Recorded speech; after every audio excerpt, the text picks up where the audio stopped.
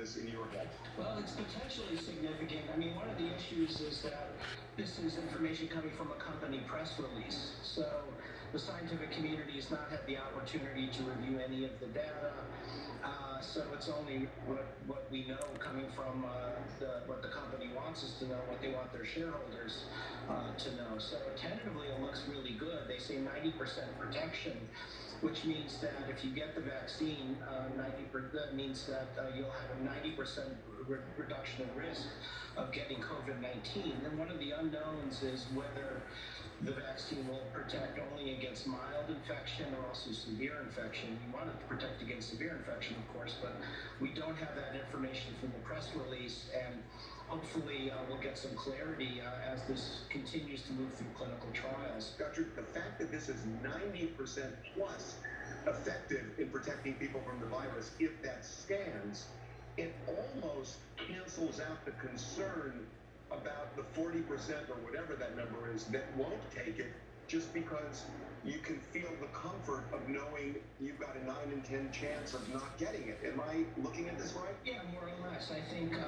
again, what we don't know about this vaccine is whether it will keep you out of the hospital in the ICU or whether it actually will halt you from shedding any virus in case you get the infection. So we still will likely need masks and contact tracing and some of the social distancing, but that comfort level of having a 90% reduction in getting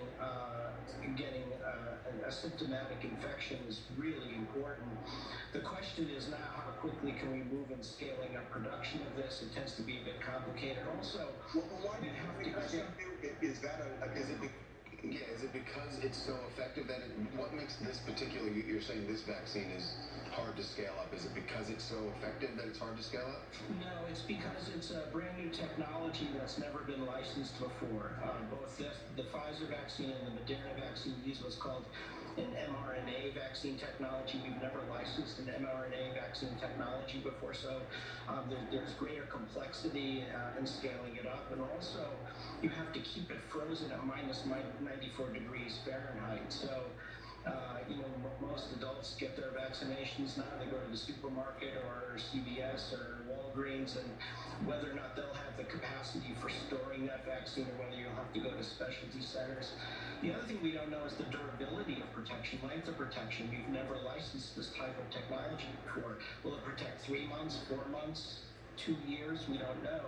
And that's why we have to have other vaccines come along. Doctor, I've watched you for so many hours over the last 8 months on television that I have a feeling I know the answer to this, but Joe Biden has now announced the members of his coronavirus task force.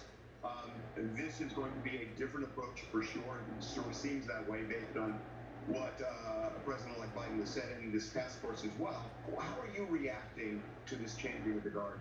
Well, I think beyond the task force, the big problem with the Trump administration is there were 2 problems. One, they refused to launch a national strategy. It was all about leaving it to the states to decide.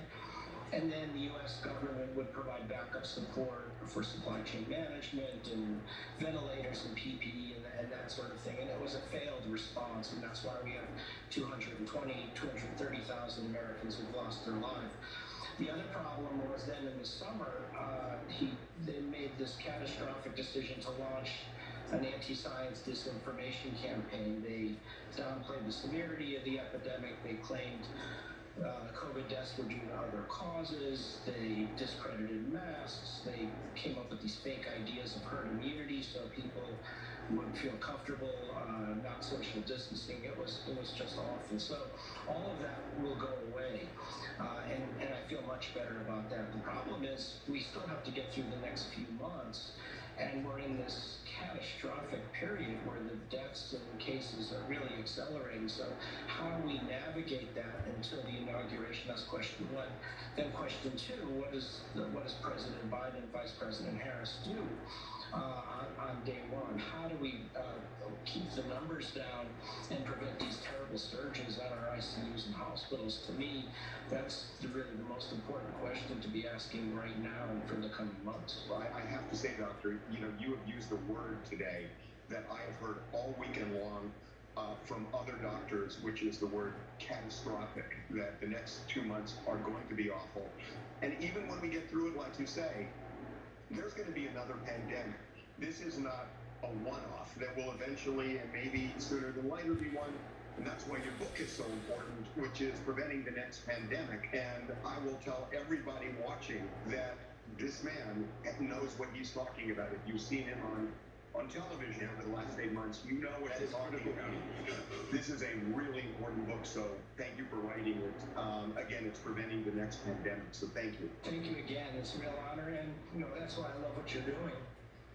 Twofold. One, keeping us sane and happy during this tough period.